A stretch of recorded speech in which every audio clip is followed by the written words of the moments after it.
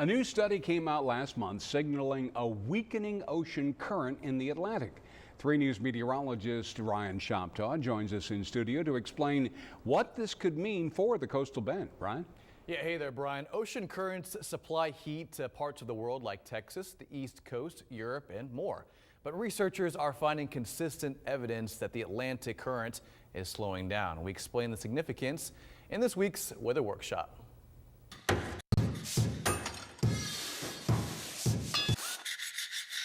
Ocean currents affect our climate right here in Texas, providing heat to the Gulf of Mexico and around the world. But recent studies show this current is slowing down, which could bring dramatic changes down the road.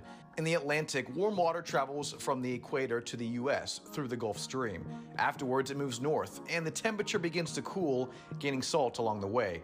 Becoming dense, it sinks into a deep ocean current moving south. This is part of what we call the thermohaline circulation, thermo referring to the temperature and haline meaning salt. According to the research from Nature Geoscience and other climate institutes, the Atlantic circulation is at its weakest state in centuries. Melting from Greenland's ice sheet and increased rainfall has put more fresh water into the sea, lowering the amount of salt and slowing down the currents. Scientists say that these weaker currents could mean colder winters, changing rainfall patterns, and more active hurricane seasons.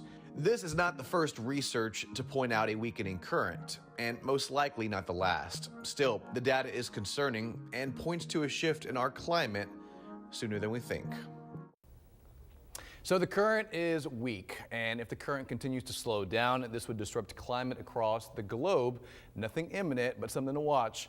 We'll keep you posted. Brian. Thank you very much, Ryan.